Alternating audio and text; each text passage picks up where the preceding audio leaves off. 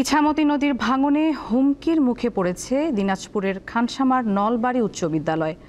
প্রতিষ্ঠানটির মাত্র ৩ থেকে ৭ ফুট দূরে চলছে নদীর ভাঙন। এই অবস্থায় আতঙ্কে আছে শিক্ষক ও শিক্ষার্থীরা। নদী শাসনের মাধ্যমে বিদ্যালয়টির রক্ষার দাবি তাদের। নলবাড়ি গ্রামের ক্যাম্পেরহাট এলাকায় ইছামতি নদী।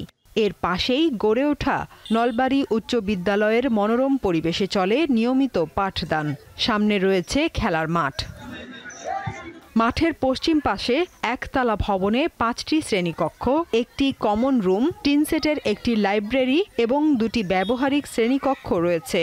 এসব কক্ষের ঠিক পেছনেই ভাঙছে নদী। স্কুলটা অনেক সমস্যার মুখে পড়ে আছে। টয়লেট যে ট্যাঙ্কটা আছে ওটা ইতিমধ্যেই নদীতে চলে গেছে। ভাঙনটা আমাদের স্কুল বিল্ডিং এর 8 থেকে 10 ফিটের কাছাকাছি এসে পড়ছে। নদীর পানি শব্দতে আমাদের ক্লাস করাটা কঠিন হয়ে পড়েছে। আমরা ভয়ে ভয়ে ক্লাস করি। সরকার যদি একটা পদক্ষেপ নেয় তাহলে অবশ্যই স্কুলটা থাকার সম্ভাবনা আছে। প্রতি বছর বর্ষা মৌসুমে ইছামতি নদীতে ভাঙন দেখা দেয়। পানি বেড়ে গেলে তা তীব্র রূপ ধারণ করে।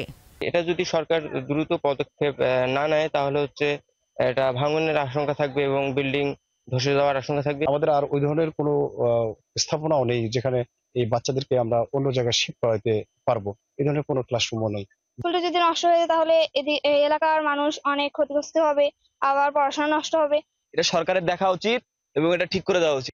বিদ্যালয়টিতে 6ষ্ঠ থেকে 10ম শ্রেণী পর্যন্ত 450 জনের মতো শিক্ষার্থী রয়েছে, আর শিক্ষক ও কর্মচারীর সংখ্যা 18। সবাই চায় দ্রুত সমস্যার সমাধান হোক। ভয়াবহ অবস্থা এখন, যে কোনো এভাবে চলতে থাকলে ভবনটি যদি পড়ে যায় তাহলে আমাদের বাচ্চারা শিক্ষার একটা মান ব্যাহত হবে।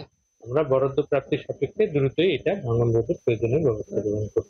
প্রত্যন্ত অঞ্চলে শিক্ষার আলো পৌঁছে দিতে 1988 সালে দিনাজপুরের নলবাড়ি উচ্চ বিদ্যালয় যাত্রা শুরু করে। দীপ্ত বার্তা কক্ষ।